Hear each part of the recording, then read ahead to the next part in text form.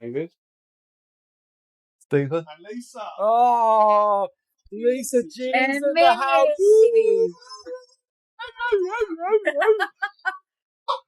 Who is she? Oh yeah, I don't know. I'm not sure. Not sure. I don't know. You just said we'll get this chick on called Lisa G. Oh, chick. Yeah, a lady. Chick. Lady. American lady. She is. So Yeah. straight from American Shire. Lisa G, introduce yourself. Who the fuck are you? Hello, I'm Lisa G. Who the fuck else would it be? Hey. What do you want to know? Well, Lisa. Where are you sat? Where am I sat? I'm actually in my bedroom On a because chair. this is the best lighting. My apartment is kind of like a dungeon, so Ooh. this is the best lighting, which kind of sucks. I'm up for going into a dungeon. Hey. Straight in, 20 seconds in. So, Lisa, you are our first ever female guest, and only our really? second guest. Really? Okay. She's absolutely over the moon about that. Look how excited.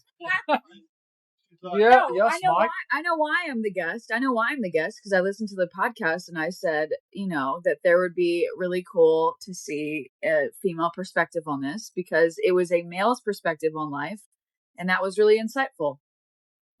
I feel like this is a bit like, so we've got the election stuff going on over here at the moment where you've got the different what's it called, like politicians, parties, like, and they're kind chatting of go on bollocks. telly and they fucking argue with each other. I wonder if it's going to be a bit like this. I feel like fucking let's get it on. Who are you? You Rishi? I'm not Rishi. Rishi. I'm Joe Biden. Oh God. Yeah, and I'm Donald Trump. Oh, yeah. I won't. I don't know if I can air this in the States because that's controversial as fuck. Is it? Oh, is it? That's controversial as fuck. I've already ruined that. Oh, jeez. Well, I'll be someone else then. I'll be a Denzel Washington.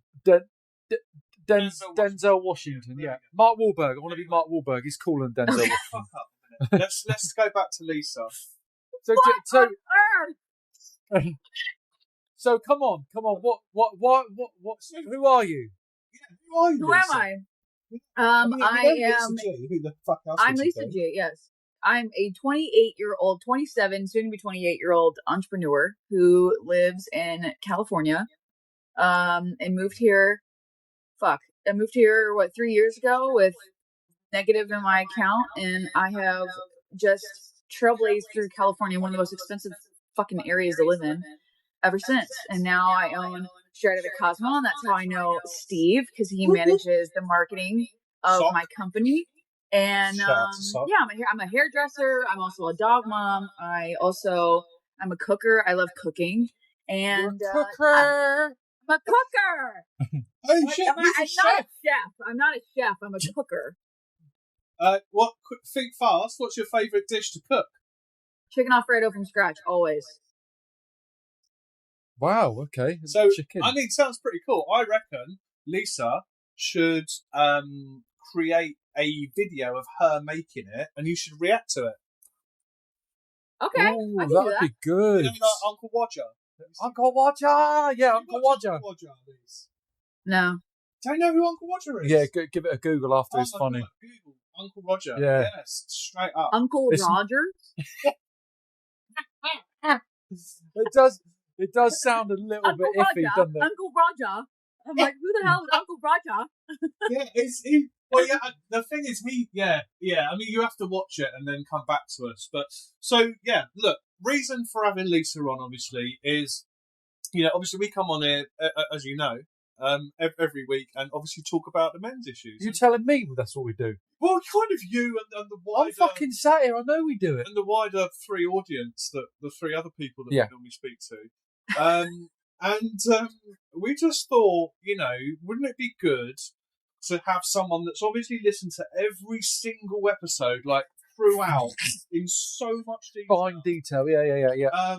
Just give us maybe, it's not really feedback, is it? It's just the other perspective. And this is a little mini-series called The Female Perspective, this week with the one and only Lisa Jai.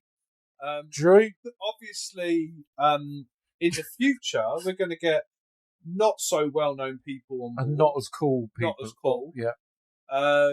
And They're all cool. All females are cool. Nearly as cool as you, not quite though. Yeah. You know, we're trying to big you up. But yeah, on a real serious note, anyone that's interested in either becoming an entrepreneur or they are, if you just think that 40% of our audience is females. So I was just thinking I'm talking to a load of men sat on the toilet, but obviously I'm not. Have a look at Straight Out Cosmo. Yeah. Really good resource for for your hair. If you want to become a stylist, and not just a shitty little fucking blue perm stylist, but an actual stylist. It's funny that you always say blue perm. You always say blue perm stylist. Anytime you're talking about it, you always say blue perm. How do you feel about that? I think it's really accurate because that's a stereotype that you're talking about. And I think that is the majority. Well, that's the old way of thinking of the industry. That's the thing too, is you don't know the industry the way that I know it. So it's definitely evolved since what you're talking about. But I think a lot of times people come into the industry, they think that they have to be the blue perm, but there's so much more to being a quote unquote hairstylist. That brings us on really, really nicely actually to female stereotypes. All right. Would you mind if I interrupt, please? To say I've only met Lisa briefly once, very briefly, and I know I have a laugh, but it's serious. Okay, serious for a second. How do you feel, Lisa? Are you content? Are you happy? How is your life at the moment? Oh well, okay. That's a good question. I think professionally, my life is going really well. My career is starting to take off, and I'm, my company is doing well, and things professionally are well. But in full honesty, because I'm a very honest person, my personal life is pretty shitty. Oh, it not in the sense of my platonic relationships. Like my friendships are fantastic, and I've built this really unique support system recently, and I think that's kind of happening for a reason because my partner, my relationship is not. It's not well. And honestly, this podcast has helped me a lot with understanding how to approach him. So you have a boyfriend? I do have a boyfriend, yeah. Right, okay. So I wasn't sure what you meant then for a second. So you've got a boyfriend and it's not what... I love the way that you've just opened this. I'm trying to... Let's just stay straight face. Obviously, I didn't share that with Dave, but we've had a discussion about that. But yeah, I mean, you carry on, Dave. That's right. Just fucking throw me to the wolves. So it's not the greatest at the moment. Is that what you're saying? It's not quite on the. And actually, the podcast has helped you understand sort of how maybe your boyfriend is or why he reacts in certain ways about things. Is that what you're saying? A little bit of both. So it gives me a little bit of perspective about how the male brain works, but also how men versus boys work. Yeah. So it's like I'm a man, it's a boy, so you understand, so you get both sides of it. I would say that I'm living in the boy and I'm hearing from a man. Like I listen to the podcast and I hear about men, like how men think. But I've realized that my relationship is I'm a woman and I'm dating a boy. Okay. How old is he? Sorry. How old is he? So I'm interested. He's 26. 26, okay. He's really interesting. Yeah. We spoke about this, I swear by the moon and the stars in the sky, I'll be there. I think men grow up, or should I say boys grow up, a lot later in life than women. We spoke about this. Yeah, someone told me a fact the other day, a couple of days ago, who's a counsellor, that said, sure, it's 24 years old is when a male brain starts to mature. Right. Okay. Well. Starts. Yeah. Starts. Yeah. Yeah. So your boyfriend's just sort of, he's about 6 months old at the moment. How do you feel about that? Yeah, that's true. So, Lise, if you don't That's mind, true. and obviously you can tell us to go fuck ourselves, but give us some examples of some of the things, and we'll see if we can help. Some of the things that he does to annoy you. Come and sit on our knee and tell us your problems. It's so funny how we're opening up with this, because this has been like a really prevalent problem with and as an entrepreneur, this is really hard because I can't afford distractions, and that is very much a distraction. And Steve and I have talked about this because it's kind of like skewed my brain to like, as an entrepreneur, like as an entrepreneur, I feel like when you are dating, you need someone who kind of allows you to be super creative and allows you to be the entrepreneur. But also as an entrepreneur, you need someone who also understands that side of, like, understands that world. So in that capacity, as a adult woman who has been an entrepreneur her whole life, being in a relationship with somebody who doesn't even understand like entrepreneurism, I guess, entrepreneurship, and doesn't understand like the financial sacrifice that it requires, and also like the mental sacrifice that it requires, the grind that it takes, the grind that it takes. I don't need anyone to understand it. I just need them to respect it. And that's the divide. I was going to say something. There's a slight delay, so I feel like I'm on Sky News. There is two types of person that you would want to have, right, as a partner. There is either the fellow entrepreneur, so someone that's just as fucking crazy as you. You love each other dearly. You don't really spend a massive amount of time together because you're both fucking at it, but you've got a real solid understanding. You come together at the end of the night, you know, and you have a different type of relationship. Or there's the other one where that person's not interested in being an entrepreneur whatsoever. They do want to still have their own life, but they want to, but they understand and they respect what you're doing with yours, and therefore, you know, they try to support you as much as they can. It is difficult, I think, if you, as a partner, if you're not driven and you don't understand how entrepreneurs work and how someone that's really driven works. Fee, my girlfriend, is incredibly supportive. She just sort of like, she gets it. It's almost like letting a balloon up, and she's sort of like just watch me float around, like doing me thing. And then every so often she'll be like, "Oh, Dave's in trouble. Just give him a little tug." I knew what you meant. Not a tug, tug. I know like what on you the meant. balloon, like tug the balloon Steve, down. your face. And like then she'll just let go again, and then she'll see I'm drifting into trouble. So she just sort of like and that like that pulling down of the balloon sounds weird. I'm trying to, but that's her just saying to me, "Are you okay? Do you know? You're working a bit too much? Do you feel good? Is this maybe the right thing for you to do?" Doesn't tell me. She sort of like just ushers me maybe into the way that I need to go. Yeah, and that enables you to carry on, right? Basically, yeah. And I think that's where you're at, Lise, isn't it? Like you don't go on. I wanted to talk about the. Oh, hello. I've got no idea. No, show. So Steve broke his phone earlier, and look at the phone he's having to use. I've got a burner. It's from the 1920s. I'm really glad that you guys have talked about female stereotypes, and I'm glad that we're starting with this, because this is where like the female stereotype kind of comes into play. I think every man, hear me out. This is where we might butt heads, okay? I think every man really likes the idea of a really driven woman, of a woman who's independent and who fights for themselves and like can be slightly masculine. Like I think every guy kind of likes that because they're like, oh, you know, she doesn't depend on me, like she can do her own thing, until the woman kind of outshines the guy. And that until like the woman makes more money, or she works more, or she has more accolades, or maybe she just grows a lot faster, and then it becomes a problem. So that, for me, as a very driven I'm very young. I mean, I'm only 27. And as someone who is this young and is very, very driven, that has been the number one issue that I found.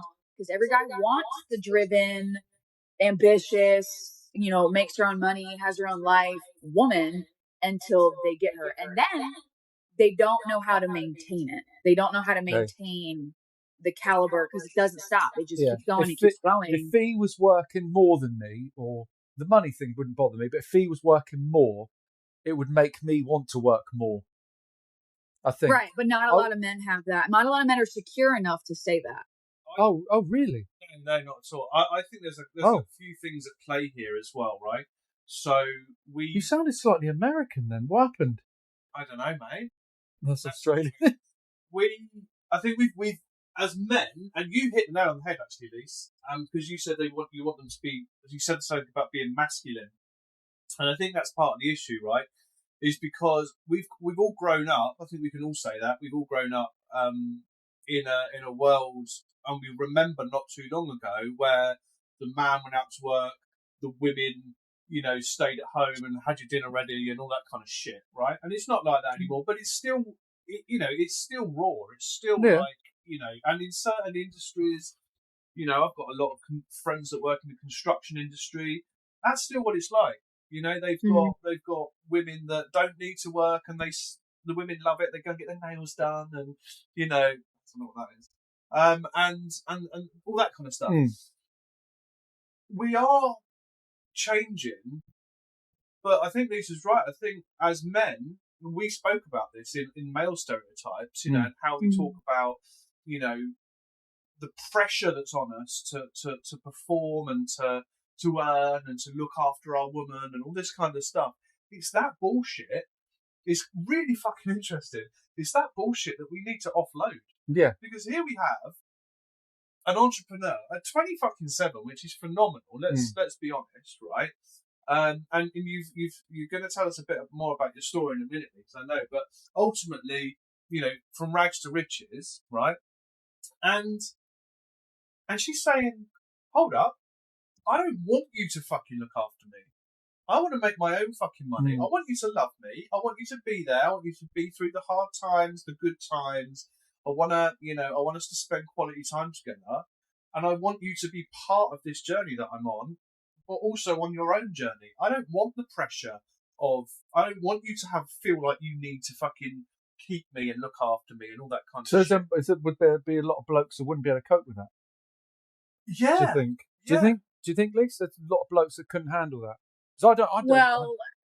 Yes, but I also think it is an age thing, because obviously men that are a little bit older do have a little bit more maturity and security. But I mean, every guy that I've ever dated has had that problem. And but again, that might be a me thing. That might be me attracting that like mothering relationship, because that's the thing too that I've thought about too. Maybe, but then it comes back to what Steve was saying about the blokes having to be the one that earned the money. So it's probably not. It's probably not you. No, I don't know. That's a very valid point as well about the mothering thing. I think as men, we do become quite precious. I'm talking very generalistically, like not individually, but we do like that kind of, we seem to want more attention. I know I do. I still want to cuddle. I still want to be asked if I'm okay. I still want those, for sure, those slight things. But then if you think about the opposite to that, like, I don't, tradespeople and stuff. I'm just using that because it's a classic fucking male kind of male. That is what it's like. Like, they wouldn't dream of having women. They are on reception. They are cleaning. They are, they have their place in, and that's just bullshit. It's interesting to hear Lisa's perspective, because we're always going on about how pressured we are to do these things. Well, what if it's us that's putting that fucking pressure on ourselves? Well, I think it is. I think it partly is that, because society have put that sort of on. I think that's just how it's grown up. It's societal. How it is. Yeah. It's societal. Yeah. Yeah. So. Well, that's the hard part, is there's no evolution in it either. No. There's no evolution, and there's no like. There's obviously growing pains of these types of relationships, but I think there's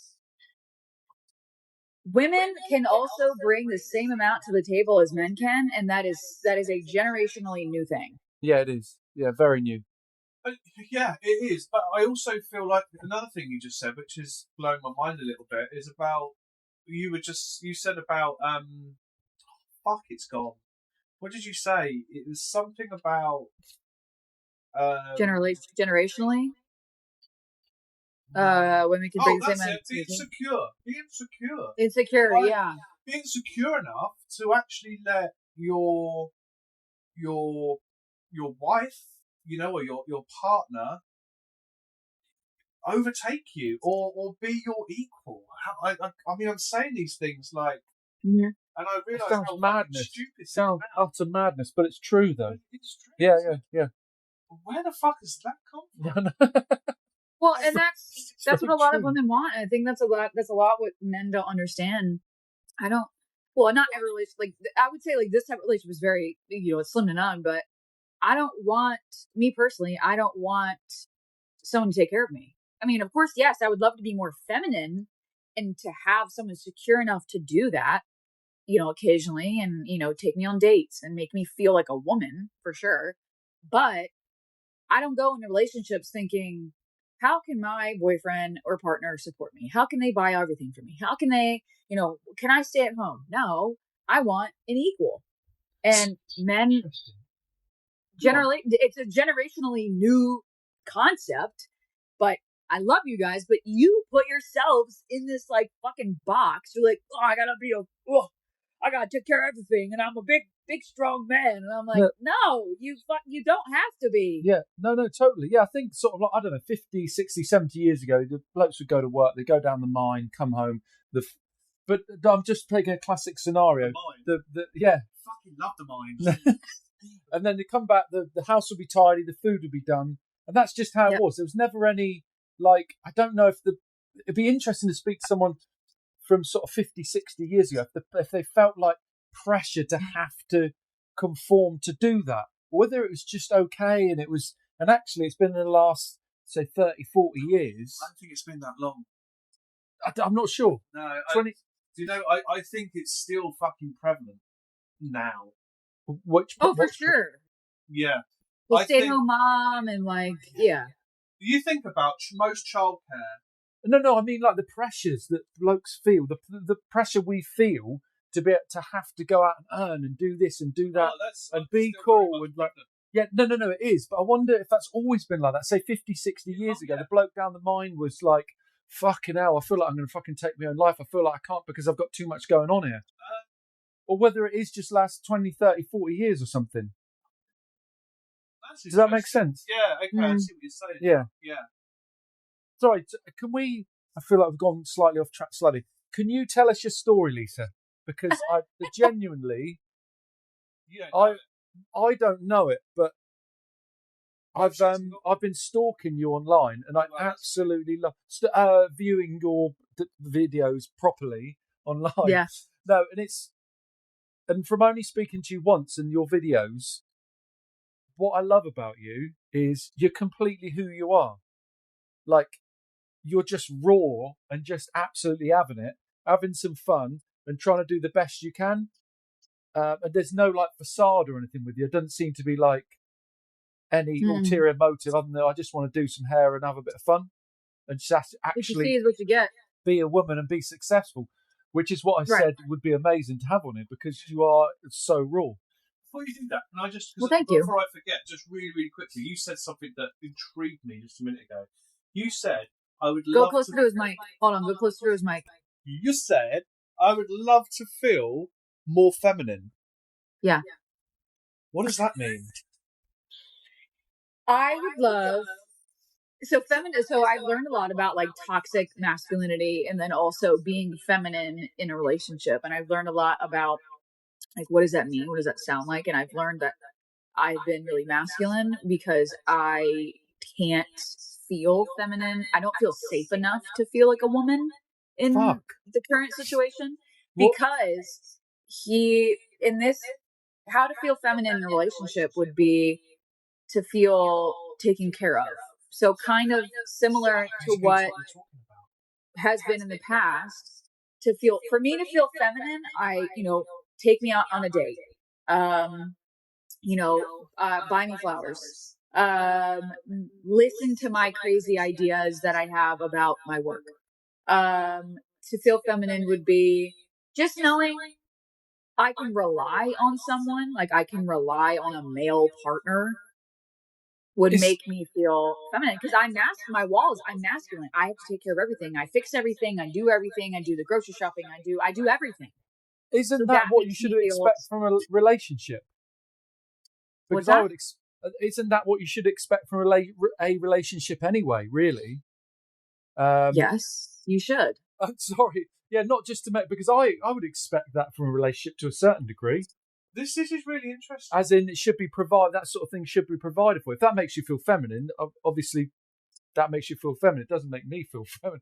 But I understand what you're saying, as in you need certain things in your life provided by your partner so you can feel like you're being a woman. I can feel soft. I want to feel soft. Like I want to feel like a woman.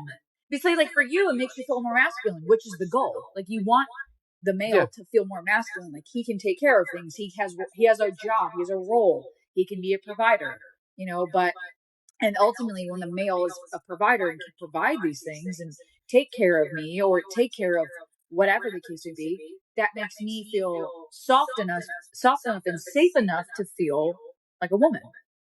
Like to be, I know it's a crazy concept, but how don't you feel safe? I take care of everything. I do everything. I pay the bills. I do the grocery shopping. I make sure everything's taken care of. The food's on the, like I do. I do all the things, everything. Do you live together? Yeah. Lise, this is incredible though, because what's really blowing my mind about this situation, I didn't expect this to come up, is that you're saying you're being masculine. Yes. But I know what you're thinking. I'm trying to wrap my head around it. What we're saying, like we don't like all that stuff. All that masculine stuff. We don't want all that pressure. No, but Lisa feels like that because of the pressures from her boyfriend. So he's doing the opposite to what we think should be done. You have to research this. You have to research this. Look up like femininity, like masculinity and femininity in a relationship. How, like right now as a woman, I feel masculine because I take care of everything. Where it's like that mommy son relationship where I take care of him completely. Well, why can't you just be feminine? I can't because I can't feel feminine because he doesn't take any of those pressures off of me. Yeah, but to feel feminine. The issue I've got with that is that are we not, the three of us, reinforcing the exact thing that we've just spoken about by saying, you're saying I want to feel feminine, so take me out for dinner, all this kind of stuff. I know, there's other things, right? I get that, do you know what? One of my fucking get-ups in my relationship, and I've said this to Ria, and hi Ria, I know you're listening again now. It's fine. Is Ria very rarely will book a table at a restaurant or suggest stuff, and that gets right on my fucking nose because I'm like, well, I would love to go out for a restaurant. I'd love for you to organise us a day out. I'd love for you to organise for us to go to a spa day. Like, I want to do all that stuff, but why is it always me that's got to organise it all the time? Isn't it the same scenario though? Just a stronger. Yeah, Lisa's clearly a strong person. Fucking like fucking seriously strong and like just having it, just doing it. So your boyfriend's very much probably like, oh well, Lisa will sort out. And I'm not knocking the bloke. I'm just saying that because you are so. To double down on what you're saying, Steve, yes, 100%. I 100% understand what you're saying. It's called balance. Mm-hmm. One of my favorite examples that it was given to me from a client. I love her dynamic of her relationship. Granted, this is not for everybody, but they've been together for 7 years. They live in separate houses. they live down the street from each other. They can walk. She has a child from a different marriage, which is whatever. But this is the best way she explained it to me. She was like, she takes care of her house, her everything. She helps him as well, like takes care of his house if he needs help, blah, blah, blah, blah, blah. But anytime she's with him, she says she becomes the dumb blonde. She becomes, now it's balanced. But when I say dumb blonde, like he wines and dines her, he takes care of her. But vice versa, she will do the same thing for him. And he gets to become the like soft man in the relationship as well. Does that, it's balance. Yeah. But the thing is, like in this particular case, I do everything always. There is no, will he book a table? Will he buy flowers? Like, will he there what is does your none boyfriend say at if all, you challenge him on it? What's that? What does your boyfriend say if you challenge him on it? Just saying, could you fix this, or could you book a table, or could you do the shopping or something, or whatever? What does he say? Well, considering it's taken him, I still haven't been out on a date. It's been 2 years. And it took him 2 years, me asking for flowers for me to basically break up with him. I got back from my trip from Florida and there was flowers. So do with that knowledge as you wish. You haven't been on a date for 2 years and you're with someone. Did you say, sorry? What'd you say? Sorry, it cut out. Did you say you haven't been on a date for 2 years and you're with someone for 2 years? Yeah. So that's what I mean. It's not. It's all right if I say it's not the male has to do everything. It's not the male doesn't have to do everything. Like, and I get what you're saying, Steve, but it's called balance. A little bit of this, I'll book it. How about you book it? It has to be. And I get it because I carry the pressures that you carry, but as a woman. Is he not interested in like doing stuff though? Or is he just sort of plodding along in life? I don't because I don't understand that. I don't understand why you do that. And I'm not knocking the Fellaz, I've never met him but it's just what you've said. But I don't understand that. I don't get it. Or is it because you're so incredibly strong and so incredibly independent? He just thinks, do you know what? She's good for that. She fucking smashes that all the time. I'll leave her to do it. Dave, I wish I knew the answer to that. I think, do you know what it sounds like to me? I think it sounds like, we touched on this earlier, about men for some reason, and I think younger men, they never get over wanting a mum. And I think, Lisa has, is incredibly strong, right? Yeah. And this is going to sound like I'm blaming you, Lisa. I'm really not. But you've come along and you have done everything for him. You've wiped his ass for him. Yeah. Right? Yep, I know. And he, therefore, if you then imagine what a teenage boy would look like, laying in bed all day, having his washing done for him, his food cooked and everything like that, that is what it is, isn't it? Like, that is. I know it'll probably never happen. I'd love to fucking speak to him and ask for his side, ask him, because I bet it would be. Maybe I can. Maybe I'll get him to talk about it. I mean, is he going to watch this?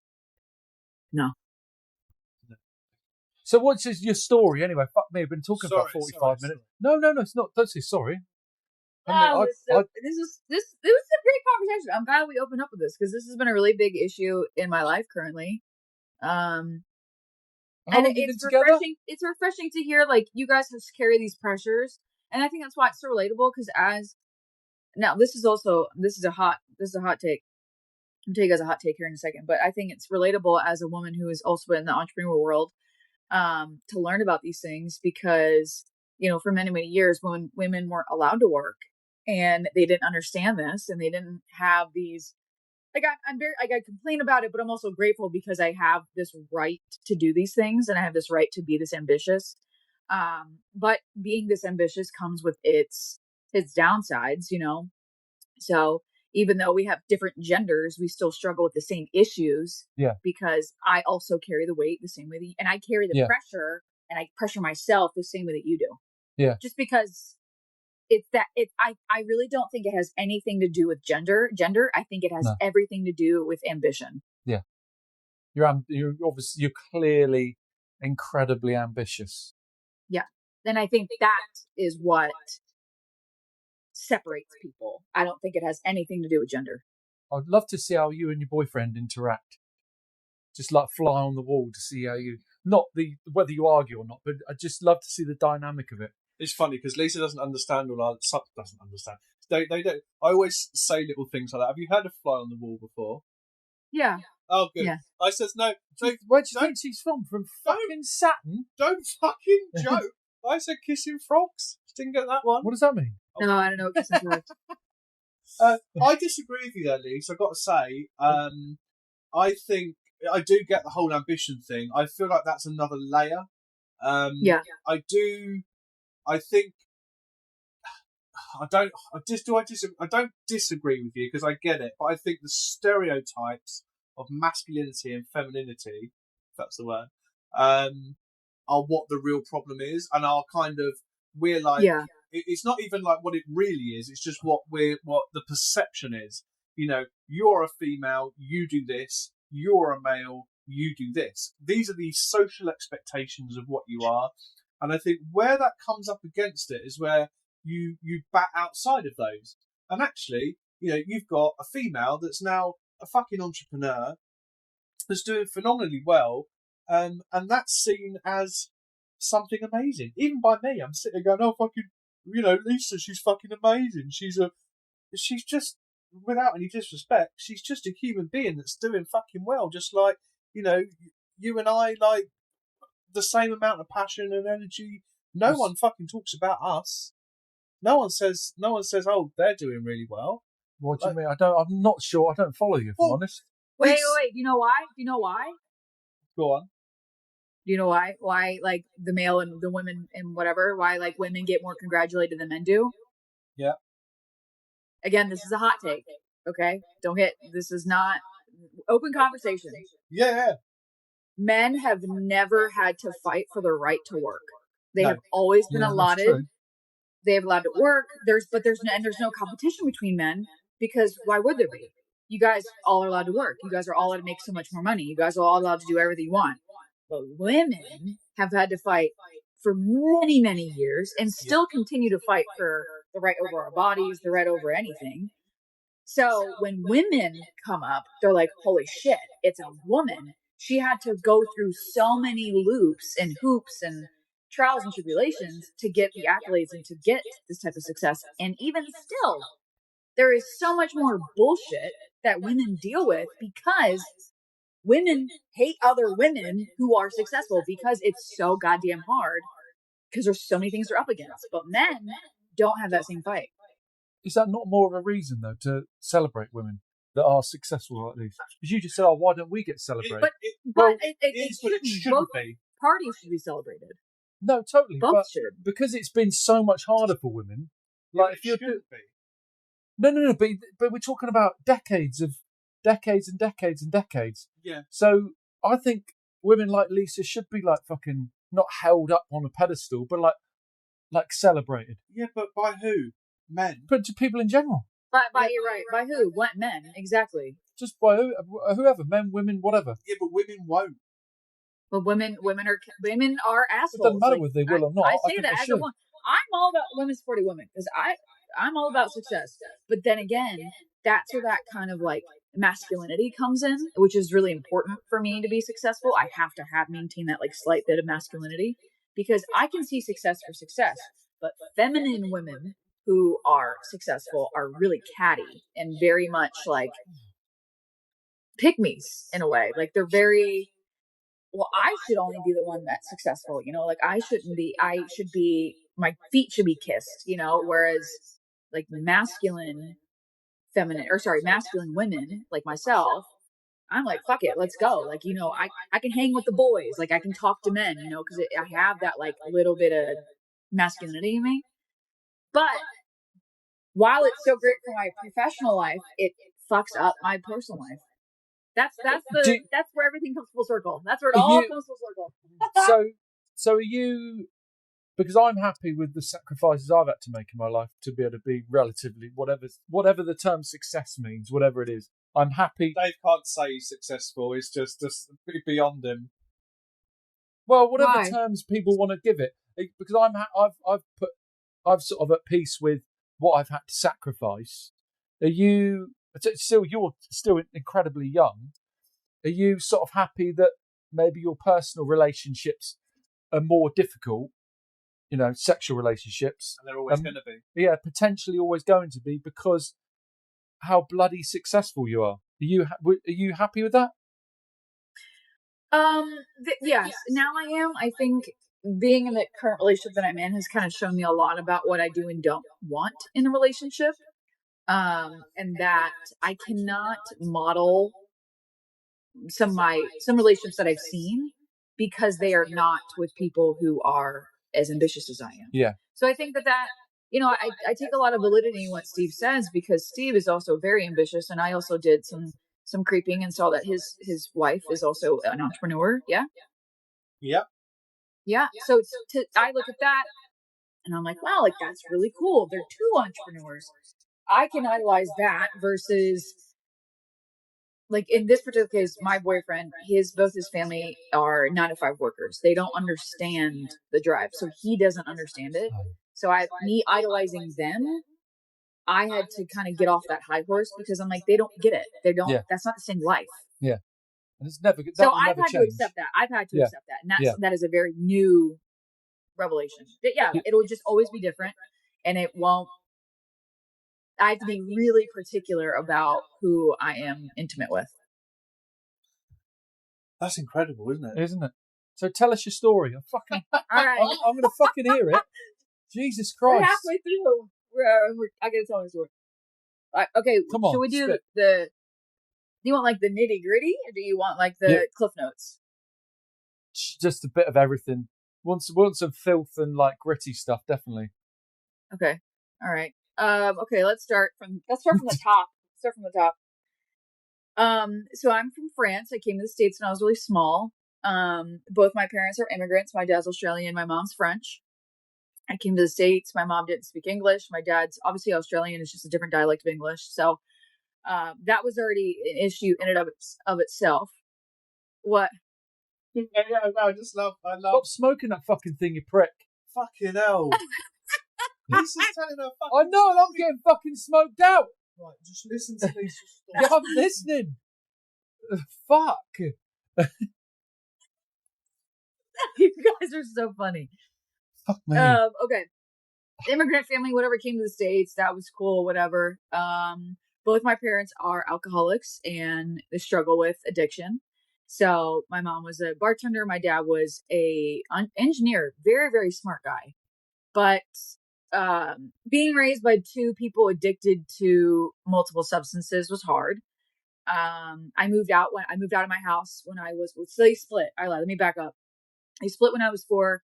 I was the primary custody of my mother. She had the bigger addiction. In and out of bars, lots of things. But I moved out when I was 16, moved out of my parents' house, and I lived out on my own. A couple homeless nights, a couple nights I didn't eat, couple nights couldn't go to school. Lots of things like that, but moved out when I was 16. And I actually I was in a vocational technical high school. So while I was in high school, I was allowed to get a license in a trade. So I got my license in hair. So no one in my life supported that. They were like, oh my God, you'll be a nobody. They make no money, coming from parents who struggle with addiction. And my mom's a bartender. And I'm like, that's rich. But, so I got my license in hair when I was 17, because I graduated at 17 in high school.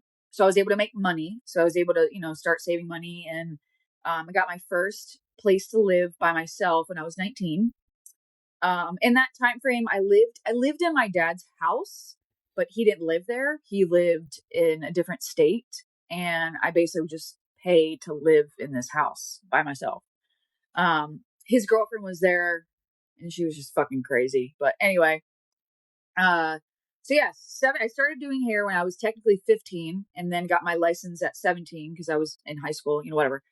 And I've been doing hair since then. And 19, I had my first place, and then I was really becoming a hairdresser. I was starting to really make a lot of money. But then also at 19, I opened my first hair salon. And I had no idea what the fuck I was doing. And I did it so illegal. I did everything so bad. It was so illegal. But who cares? You know, I didn't know what the fuck I was doing. I was this ambitious 19-year-old who had nothing to lose because I didn't have anyone. I didn't have anything. So I was like, fuck it. You know, I'm just going to see if I can make money, you know, and I had an addiction to hair. Hair, being a hairstylist is quite literally the only reason why I'm alive.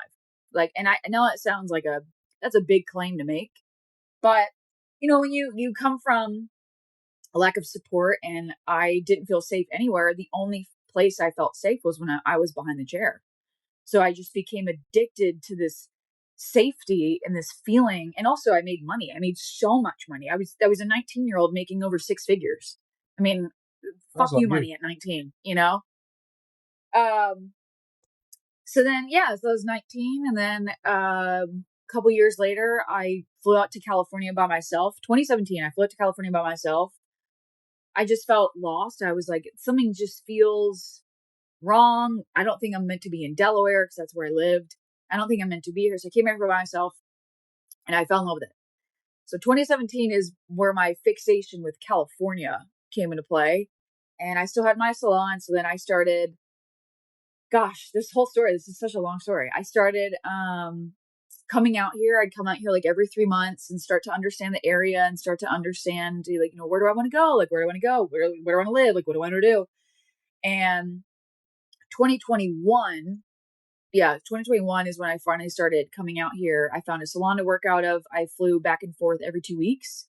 So I'd go back to Delaware for 2 weeks, come back out here for 2 weeks, and just started going back and forth. And at the time, I was married. I got married because I needed health insurance. Oh, shit. Because in 2020, I suffered a very traumatic spinal injury that I still deal with will deal with for the rest of my life. So I needed health insurance to deal with it. So the story is like going all over the place, but this plays a role because my marriage was very not good, very, very bad. He had an addiction to gambling, and I didn't know about it. So he gambled away like $35,000 worth of my money that he stole.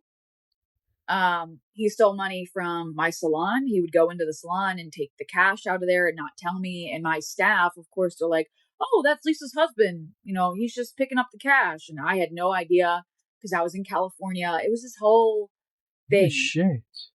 Yeah, 35,000 is a small number. I mean, like collectively it was like 60, but that's just from money that I actually saw being stolen.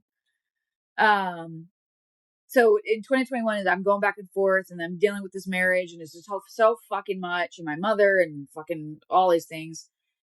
I finally moved out to California, November of 2021, and I never looked back. I cut off everyone out of my life. I stopped talking to my mom. I didn't talk to my dad for about 20 years. I pretty much after I was like 8, he stopped being a part of my life. And that plays a role too. But yeah, I came out here just alone. I mean, I was so broke because my ex-husband, the last chunk of money that he stole was when I was driving across the country. It was me and my dog and a couple of things in my car. And he stole $11,000 and was like, "Yeah, whatever, cool." And I'm like, "What the fuck? Like, what is wrong with you? Who the fuck just steals that kind of cash from people?" So yeah, I came out here with nothing, like not a dime to my name, and then just started busting my ass out here. And I worked at a salon and just, 14, 15-hour days every day. You know, gotta get around. I knew what it was like. And at the time, I still had my salon, and then that shit hit the fan there. And so I had to sell it, had to get rid of it. I made no money. Like, totally went in the red with that.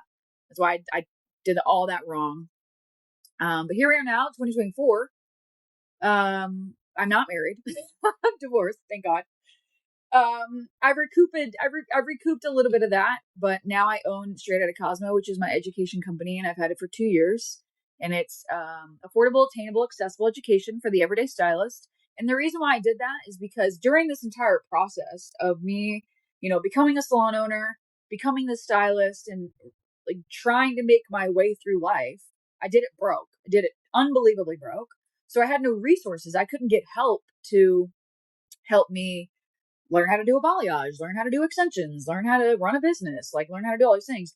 So when I decided to launch Straight Outta Cosmo, that was the one thing that I thought about, like during this entire like traumatic, all these pieces of my life, what was the number one thing that I didn't have access to? And it was resources, like affordable resources. So that's why I launched that company, and it's done really well. You know, it's still growing, it's still evolving, but yeah, now I live in California with my company, and I'm still a hairstylist. I still do hair, but I travel around and teach education, and I love therapy. That's a whole other thing too. I love therapy. And then the last part. So my dad and I didn't talk for 20 years, and then ironically, I move out here. I live in Newport Beach, California, which is like my dream place. I've always wanted to live here. And for some reason, this like clarity came over me when I moved here, and I contacted my dad, and I was like, hey, I want to know, like, what's the story? So he told me the story of what happened between my mother and him, and like a lot of my childhood, because I don't remember a lot of it. And a lot of it's just fucked up, just unbelievably, like, why? You know, you hear these things and you're like, how? Kind of like earlier, like, I don't understand how people can think like that. And it's like, the same way, like, I don't know how they thought, whatever. But now him and I have a relationship after not having one for 20 years. And unfortunately, this is going to sound sad, but we're very much at peace with it. He's dying. He's had cancer for the last 10 years. And now he's stage 4 metastatic cancer. So he has cancer in his colon, his lungs, his, everywhere. I'm missing some place. Stomach. That's what it is. It's a huge tumor on his stomach. So he's, it's not doing too hot, but he's not going to go down without a fight. I'm going to tell you that much. He's a grumpy son of a bitch, and he's not going down without a fight. And this is important because I'm actually flying out today to go spend a week with him. Jesus, that's a lot to digest, sir. I'm fucking crying. Look at you, little...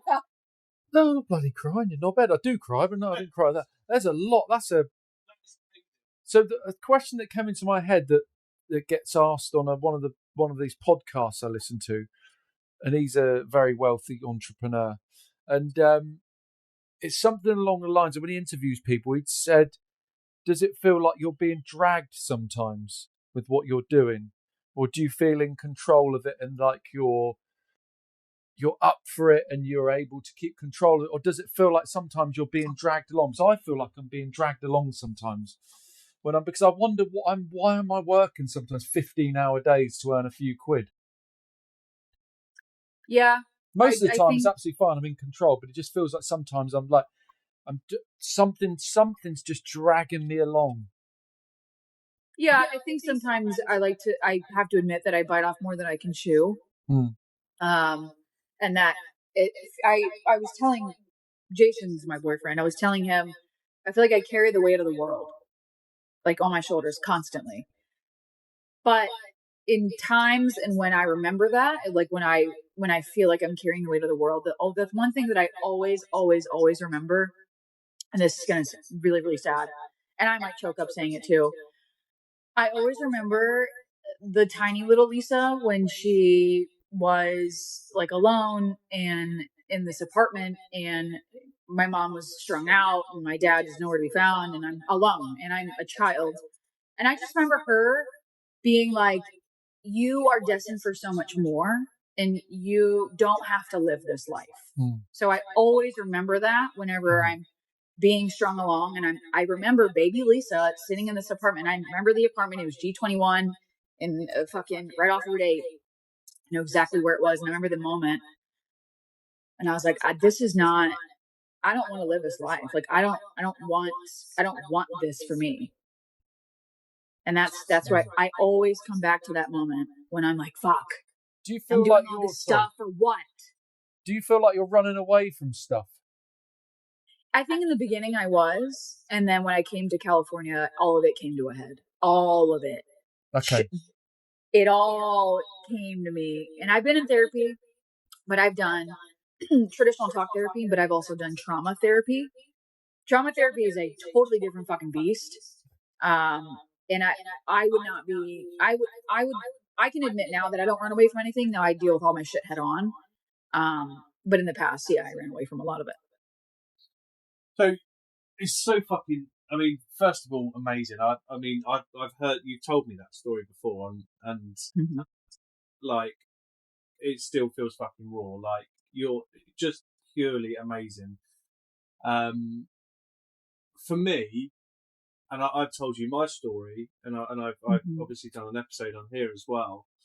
Like, do you feel there's a part of you that is wanting to be the complete opposite from where you were when you were growing up? Yeah, yes, and I think a lot of times I often want to forget a lot of that. Yeah. Like, I don't, while a lot of it's a part of who I am, because it's the fire that drives us, right? Like, we refuse to, but I think a lot of that, I also hold a lot of guilt and a lot of shame, because I just try so fucking hard every motion, every step that I take to be the 360 of that life. What you said? You feel guilt if you don't. Did you say sorry? Yeah, guilt. About, but I carry, it's not my guilt. It's other people's guilt. It's not my guilt to carry. can you explain that further? What do you mean? Because a lot of like that lifestyle is projection from other people. It's like in my case, my family, right? So they have a lot of guilt with their own bullshit, and they projected that onto me. Gotcha. So I carry the weight of them. Yeah. Not anymore. I was going to say, do you anymore? It doesn't seem like you do. So like 3 or 4 years ago when you moved to California, it all sort of came to a head. It all came out, and actually now you've dealt with it and still sort of dealing with it as well. Yeah, because trauma never goes away. It just gets easier to deal with. Yeah. So here's a bit of a fucked up question, Lise. Like, this came to me in therapy actually probably about a month or so ago, where I actually said out loud that I was grateful to have been abused as a child.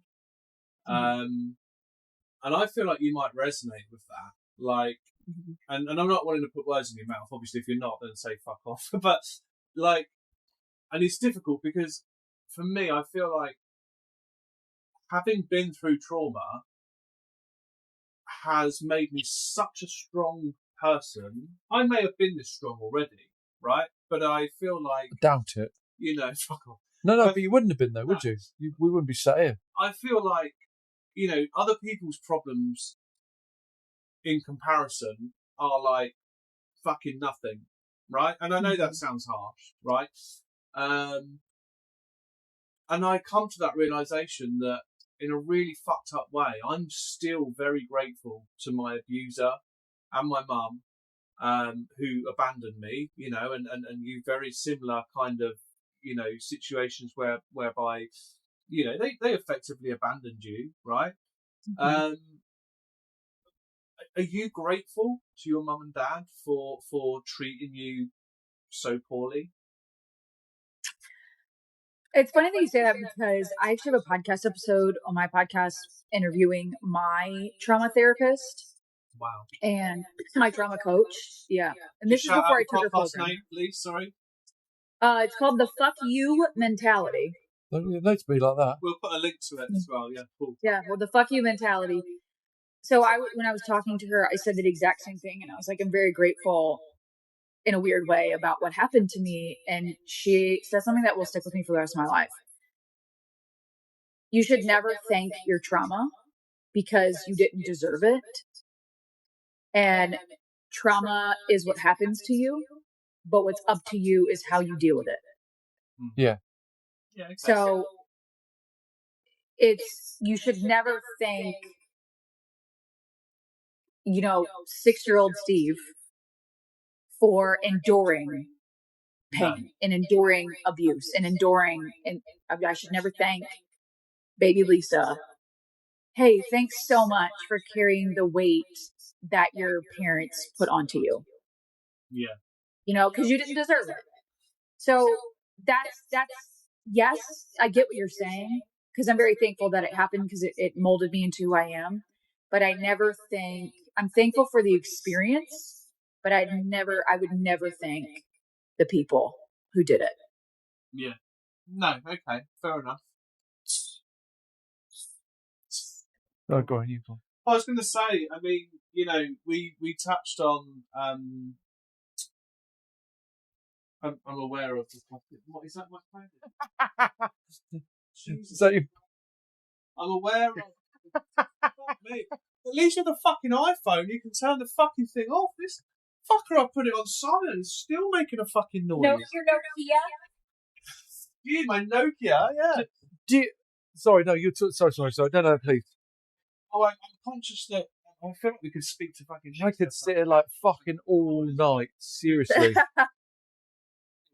One of the things that, you know, interestingly, we kind of covered, you know, the kind of stereotypes, and I'm still processing that kind of male-female stereotype thing. Lisa's introduced a whole new fucking perspective to me on that. We'll have to do another one talking about just that. Yeah, absolutely. But just to really go kind of fucking balls deep again, Lisa, like, I imagine you've been in some pretty kind of dark places in over the time, you know, and obviously, you know, you can obviously tell us to fuck off, you know, because as you know, we don't edit or anything like that, so we haven't really pre-planned massive amount today. But I want to touch on suicide and being lonely and that kind of stuff, and you know, and have you got a? Oh, she's obviously pissed off. Still here. Oh no, I'm still here. Timing. It says reconnecting, but I think it's. It's like, oh. You're back. There you go. You're back. It's fine. That was interesting. Yeah. So I mean, Dave and I are both, you know, obviously very vocal about you know, our own struggles and things like that. And again, people get quite funny when you talk about suicide because you know, they say, "Oh, you're selfish." You know, you're going to leave people behind. You're very selfish. You know, it's very much becomes more about them than it does the person that's. I mean, have you ever dealt with anything like that in part of your journey? And I'm interested to hear from a, I guess, a female. Female, yeah. I'm going to be very, very transparent with you in the sense of I'm very grateful that I have never really dealt with suicidal thoughts. Maybe I haven't because I never identified the thoughts, because I did have an addiction. So that was something that I forgot to tell you too. I had an addiction to alcohol from 12 to about 24. Holy fucking shitballs. Yeah. So I had an addiction to alcohol, but I don't think then I was aware what I was doing. I think I was suppressing, and trust me, there were moments where I would be a lot happier if I just didn't wake up. But I don't think that I ever put two and two together until like just now. So how old are you again? Sorry, Lisa. Sorry. I'm 28. I'll be 28. 28. Sorry, 27. Okay. So for 4 years, you don't drink anything now? No, I still drink. Don't get me wrong, but it would be, God, it'd be like a Tuesday today, right? I'd be like, fuck it. I'm going to drink a bottle of wine, maybe another one, and maybe a fifth of vodka, and then go to work the next day. Fucking hell's bells. Or maybe I would drink an entire gallon of vodka. Like, it just, I wasn't picky about like what alcohol I drink, but it was just more of because I grew up with it. Like, my parents were addicted to alcohol, so I'm like, fuck it, you know, like, this is kind of fun, you know. And my mom would buy the alcohol. She would be like, "Yeah, what do you want from the store?" And she'd go pick it up, and we would drink together, and it was like our bonding. But so you've never really had any sort of suicidal? Not that I can like really pinpoint. And I would like to say that I am very grateful that I don't necessarily suffer with depression. And I don't know why, you know, considering like the childhood and whatnot. And even anxiety. You would have done. with what the shit you've been through, I thought you would have done. Right. And Yeah, I think I've had seasons.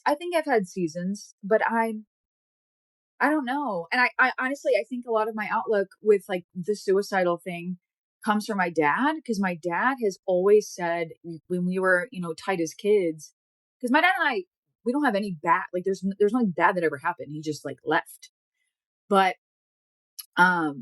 he was just he wasn't afraid of death, and he really instilled that in me. He was like, well, one day you'll just die. He's like, but live every day, as like the next day isn't promised. So I don't know. I've looked at suicide, and that topic is kind of taboo for me, because I'm like, well, if I die, I die. If I take my own life, then that was my choice.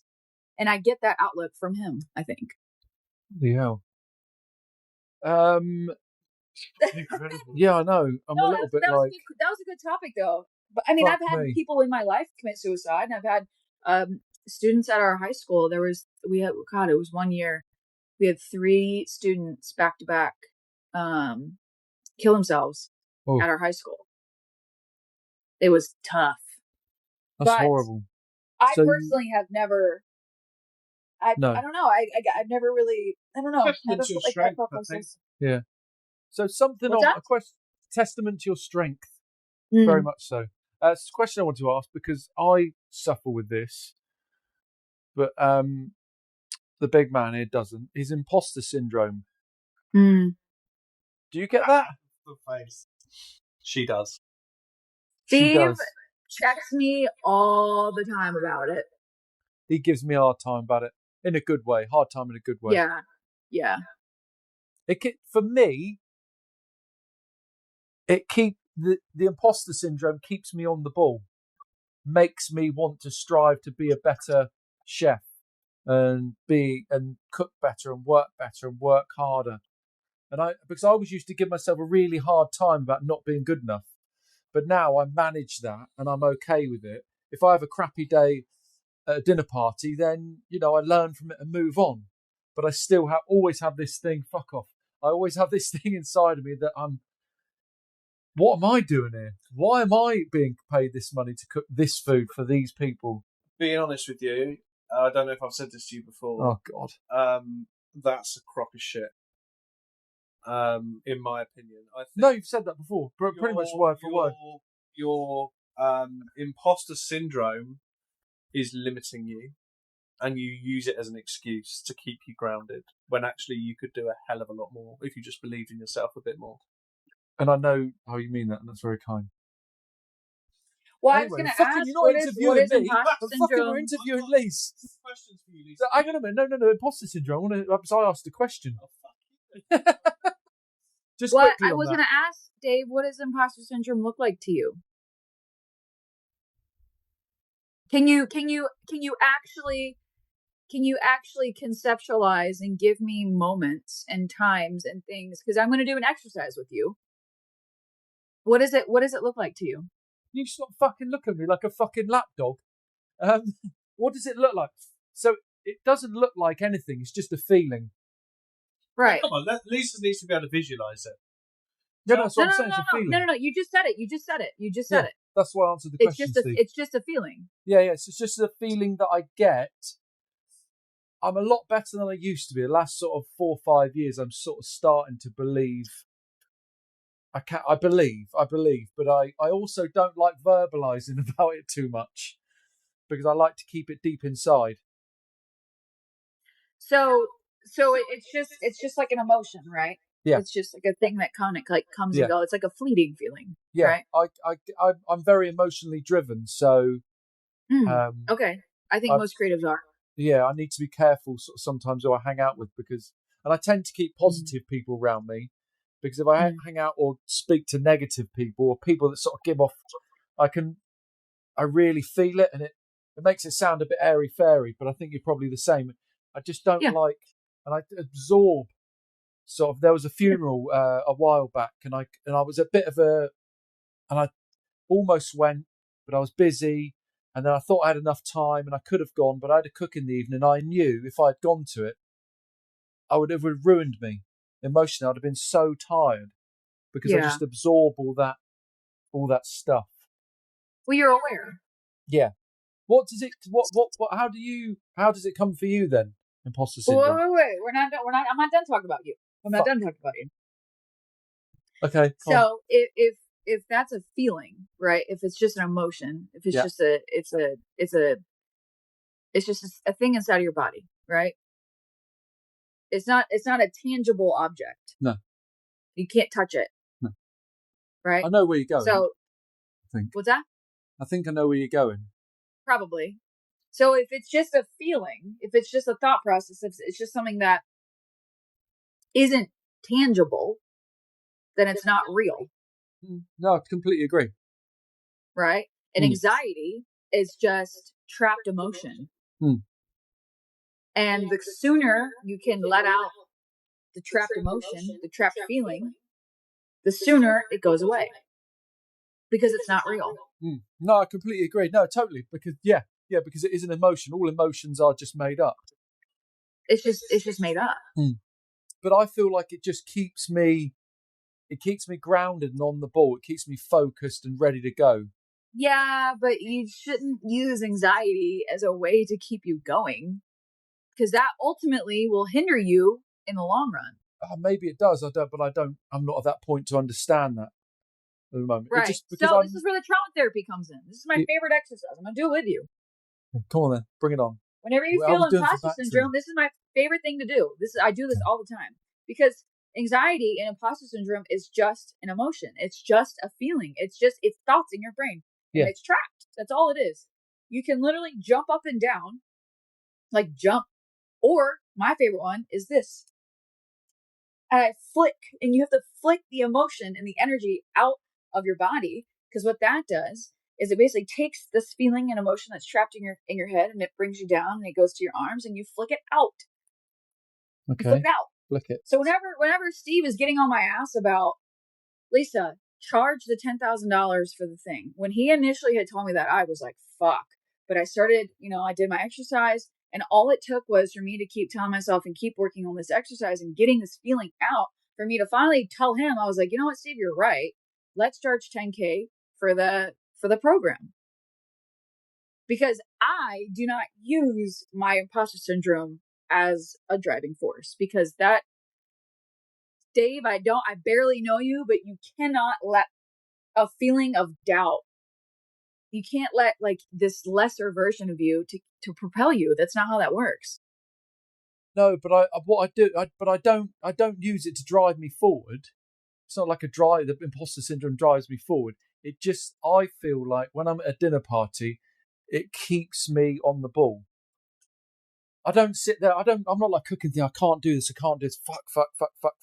I have a little tiny bit inside of me that's like, how did you get here? What do you deserve this? But it doesn't bring doubt over. It doesn't make me doubt myself, because I know, and again, I don't like to verbalize it too much because it makes me sound like a fucking big-headed prick.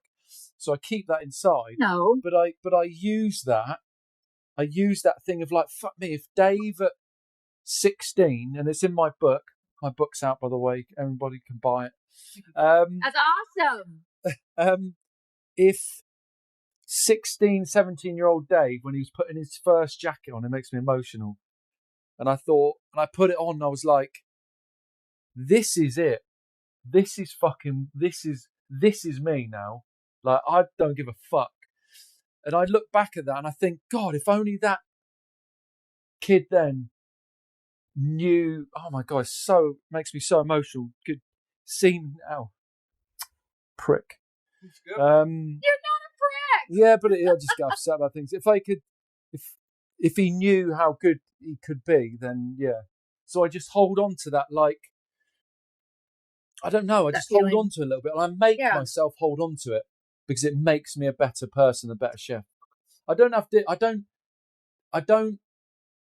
feel like it doesn't limit me because I'm so driven. Maybe it will do. Maybe one day in like a year's time after I've been speaking to you, fucking hell, that I might realise something, and we might come on here again. I might be like, do you know what? Yeah, I've let go of that, whatever that was.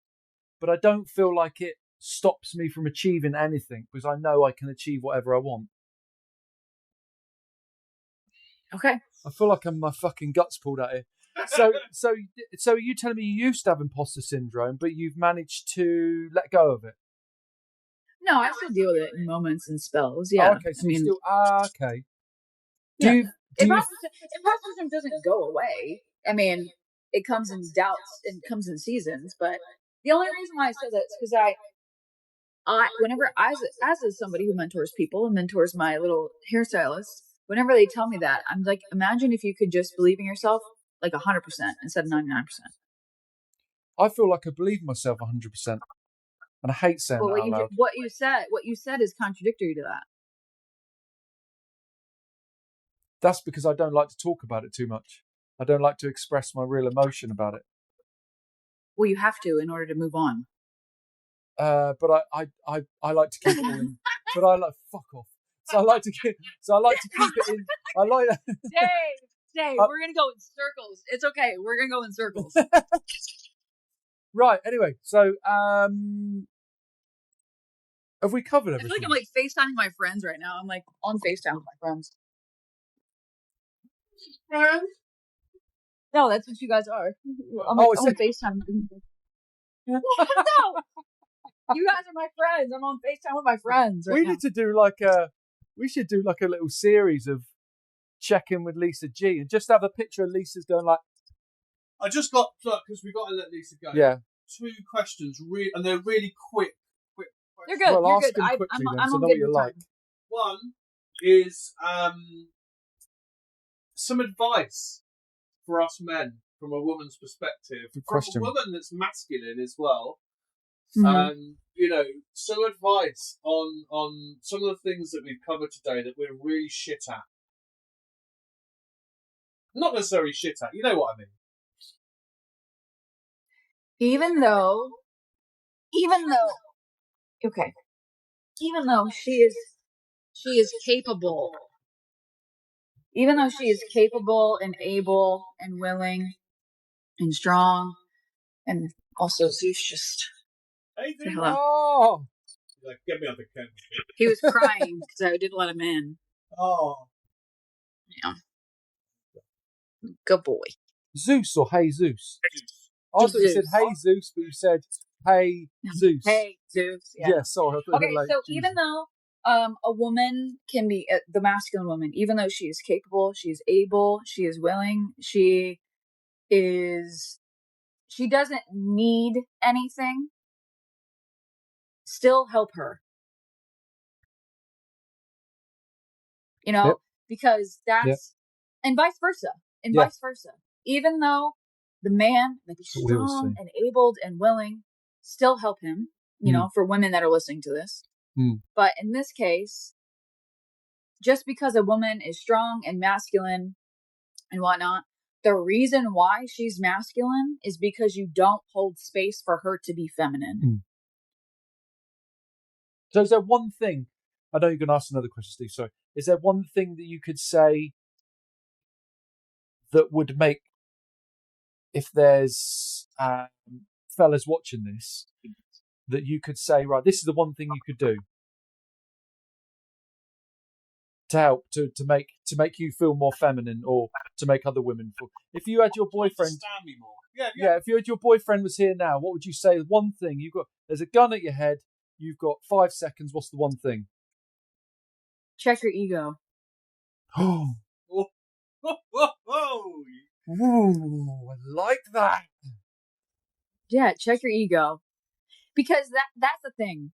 Is men are, and I'm speaking on behalf of you guys, and maybe you can give me some light on this. Men are so afraid to be vulnerable. Men are so afraid to be soft. Men are so afraid to be feminine. But in a perfect relationship, there has to be a balance of femininity and masculinity from both parties. Yeah. And for men, it's okay to be soft. It's important to be soft. It's important to leave your ego at the door in, honest conversations or conversations about, goals or life or anything for that matter. And so if there's anything that I would say, check your fucking ego. Yeah. Women don't need egos. I don't date someone. I don't fall in love with people. I don't want to build a life with someone based upon their ego. I don't give a fuck about their ego. And ego is great. ego means confidence, and ego is great in certain situations. Yeah. But when it comes to a romantic partner, check your goddamn ego. Yeah. Because it wasn't only until about 5-6 years ago, I always thought ego was like, look at that fucking bloke there, he's got some ego, fucking up his own ass. But it's actually not. Ego is everything, is you, isn't it? It's like, It's you. Just let go of yourself, leave it at the door, and just be cool. Just be. And just sit in that moment and just be. You don't need to be, just listen to each other talk, be there, isn't it? Mm-hmm. And the more, truth be told, the more a guy's chest is puffed out and the more his head is held high, the less attractive they are. Like, for me, as a secure woman, as a secure, ambitious woman, whenever I see that, grosses me out. Yeah. Like, it's so unattractive. But a man who can sit here and have a conversation with me and talk to me about how they feel, show their emotion, and be vulnerable, and be soft, that is way 30,000 bajillion times percent more attractive and more effective in a relationship. And so that's what we miss. Like, that's what him and I lack. He can't be vulnerable with me, and I don't know why. Are all your friends like you then? Not the entrepreneur side, but like, do they go for blokes? We're going down a rabbit hole. Actually, don't worry about that. Well, no, because I've got so many fucking hell. I have time if you want to keep going. I have time. We're fucking entrepreneurs. We've got time's money, baby. We've got to go. Right. Yeah. I got one final question, but I've also got a pre-question. And we're going to need to come back to this because I feel like this is a can of worms. So I would love to know, is that masculine Lisa speaking or feminine Lisa? Feminine. Because Okay. masculine Lisa, I wouldn't give a fuck about that. I'd be like, fuck it. Show me all your money. Show me what you can bring to me. But feminine Lisa wants... I know why your brain's fucking... The problem is... Masculine Lisa wants a man to provide. Like, masculine Lisa is like, what can you provide me? Like, what can you do for me? But feminine Lisa, I want to know them. Like, I want to know, like how Dave, like how you got emotional. Like, that's the feminine side of you. And that I, as a woman, I appreciate and I would enjoy that, to see that side of my partner. It's a stereotype, Steve, or is that just part of a female-male makeup? I don't know. Are you pulling that apart too much? And actually, that's just part of, like, females. We're still talking about expectations. We're still, no disrespect to you, Lise. Mm-hmm. Lisa's still saying, "Oh, it's great that you can cry." Just like we can say, "Well done, Lisa, for being an entrepreneur." No, but things have got to evolve and move on. But why can't you just cry? Why has it got to be a big thing that you can cry? Because blokes generally don't. That's why. Well, I know, but that's why we're here. Well, I would love if men would cry. I would love if men would cry. Like, that would be awesome. Like, I mean, just show your fucking emotion. Like, that's what makes you human. Mm. Because there's a difference between man and woman, right? And it's the stereotypes. But at the end of the day, we all eat, sleep, shit, die the same, right? Mm. The only difference is one has a penis and one has a vagina. And that is it. Just your anatomy is what separates you. But how you, like, I love that you guys talked about love, like how you feel love, how you retain love, how you love others, and even sex. That's my question, about sex. What's your definition of love? What does love mean to you? He loves this. Oh. Whoa. That is my final question for Lisa G. You heard it here Oh, first. man. Look at our eyes have changed. Your eyes have changed. You've gone a little bit like... What does love mean to you? You've gone a little bit mushy and funny. Love. So, okay. Look at our eyes. No. Love to me. No, fucking not. Love to me is, obviously balance between roles. Love to me also looks like someone who supports my ideas, and love to me is respect, but not always understand. Right? You don't always need to understand where I'm coming from. You don't always need to understand the drive, but you just need to respect it. Love to me is, open, honest conversation about life, and about emotion, about where we are mentally, physically, financially.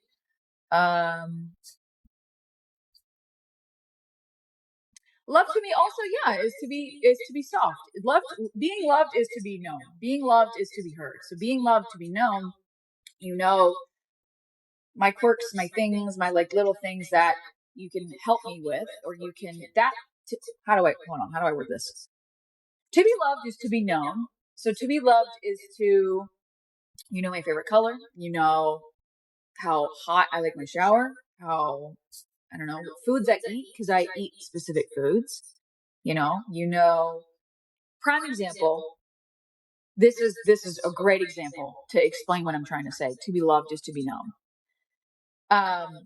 I'm on a high protein, low carb diet right now. I'm trying to clean things up. Got to cut, I'm trying to lose a little bit of weight, just trying to feel better. I really I've let myself go because of the situation I'm in personally. And I've explicitly said this to Jason, and I've told him I'm on a high protein, low carb diet. I've been on this lifestyle, not a diet, for a couple weeks now. And the other day he was like, "Oh, I made pasta. There's pasta in the fridge." To be loved is to be known. Yeah, that's a bit of a fucking schoolboy error, that one, isn't it? To be loved is to be, so that's my version, and to be loved is to be heard, right? I say, "Oh, I love the beach. I really want a beach day," right? So we go do a beach day because he's like, "Hey, you really want a beach day? Let's go do a beach day." It sounds so rudimentary and it sounds so small, but that to be loved is to be known. To be loved is to be heard. That's what it means to me. I don't care about money. I don't give a fuck about how much money you have. I don't care what car you drive. I don't care where you live. I don't care about your job. I don't care I don't care about the material. I care about the connection. Yeah. And I really loved the episode about sex for you guys. Like, that was a really, really good, insightful episode. Thank you. And because sex is also a huge thing too. And connection, like love is connection. Love is, yes, that is love to me. Yeah. Again, I'm like literally. This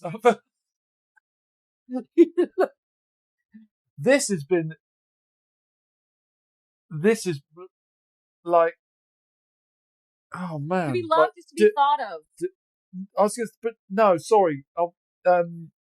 Like, doing this podcast is like a genuine honour doing this with you. Like, and we've spoken about so much, and it's never a chore. Sit there fucking doing these videos and doing, not you, the videos, the clips and that. And then, which is awesome. Like, we have so much fun with it, and genuinely, it's a genuine pleasure. So thank you. No, thank you. And then we have someone like Lisa on, and honest to fucking God, I can't believe how much fun I've had. Yeah. Like, you are... This is great. People, you are an absolute fucking superstar. Like, I mean that from the bottom of my heart. I did say. You are. What is that? Not the job. Where's it from? How come I got the job? Look, we're trying to act professional. Would you mind, please? I've got an absolute fucking pleasure. I can't tell you. I have got so many more fucking.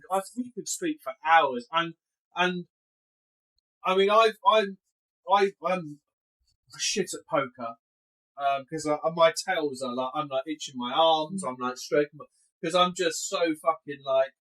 I've got so many questions. We're definitely going to have to meet again, Lisa. Oh yeah. Get you back on. I think we're going to need like a fucking month off. I need a pint, seriously.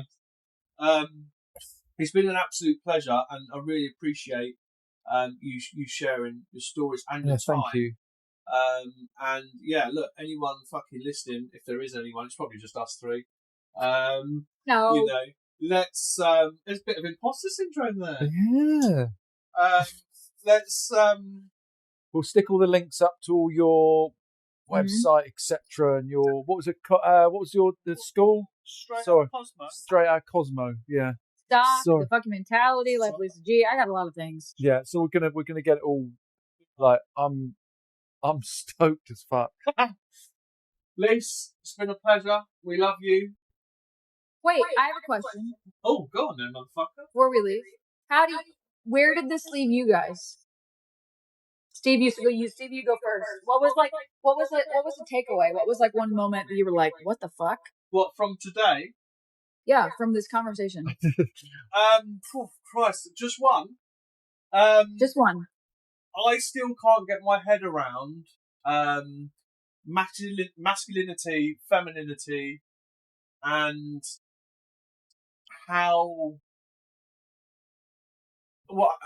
how we speak about them in a way that I perceive, quite frankly, as still very stereotypical. And there's still an expectation that we're putting on ourselves to act in a certain way. And there's a part of me that's burning inside that can't help but feel like we need to do better. We need to do better than that. We cannot hold ourselves by the same things that we're almost fighting against.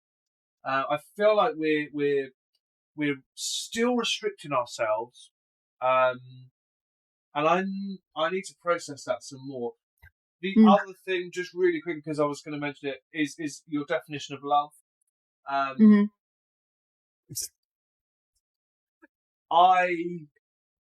don't know whether to be happy, sad, angry at myself, all of that. My definition was very simple. I wanted. So you've always beat yourself up about that. I wanted to be desired, and I wanted to be wanted and needed. I remember that. You saying that. And yeah, I don't even know what to say about that. And I think I'm absolutely cool with the fact that is totally different to pretty much every single other person that I've spoken to, including my wife. And I still don't know how I feel about that. So that's my takeaway, is another person to add to my knowledge bank of perhaps what love looks like. Yeah. I think all of us, I think I want to be desired. I mean, of course, I want to be wanted. I mean, but I think I use it in a more broad term. I want to feel feminine, and femininity could look like Jason wanting me and showing me that. But I think ultimately love, my ultimately love is just openness and that can, I think ours are similar. I just might have worded mine a little bit differently. What if Jason feels like he can't be open with you because you're too masculine?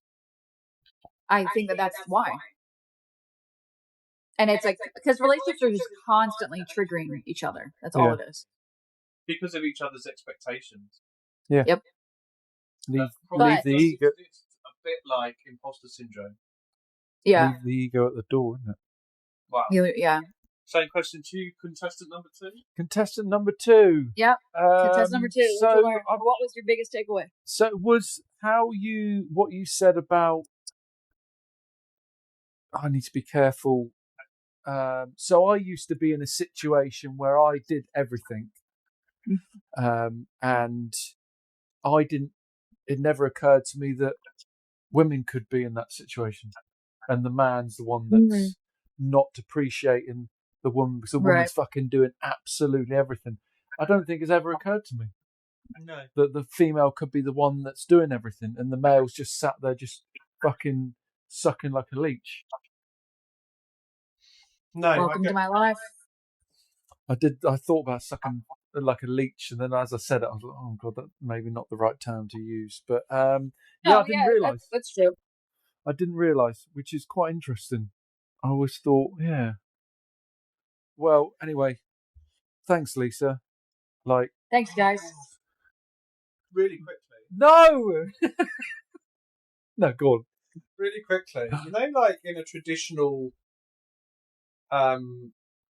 gay relationship, whether that be 2 females or 2 males, Mhm. there's normally always one masculine person or one feminine person, isn't there? Oh my god, Yeah. Like, Yes. even though they're Because 2 both masculine female, people Yeah. can't date. 2 feminine people can't date. It has to be masculine and feminine. But here's the beautiful part. Men can be feminine and women can be masculine. And it can bounce back and forth, back and forth, back and forth. But the problem is when one stays masculine for too long, Yeah. that becomes a problem. Yeah. And one stays feminine for too long, that becomes a problem. It has to be a balance. shit, yeah, you just answered it for me there. It's actually, it's masculine and feminine traits. It's not Correct. the physical No. It's not. Yep. penis and vagina. Vagina. Yep. Penile and vaginile. No, it's not about the anatomy. It's about the traits and the. Just start researching. I will send you things that I have read about that to help you understand that. That comes back to the ego. Yeah, no, it is. Yeah, But it comes back to the ego, 100%. Well, thanks. Yeah. Love you, Lisa. Superstar. Love you guys. Thank you All very right, much. Don't work too hard.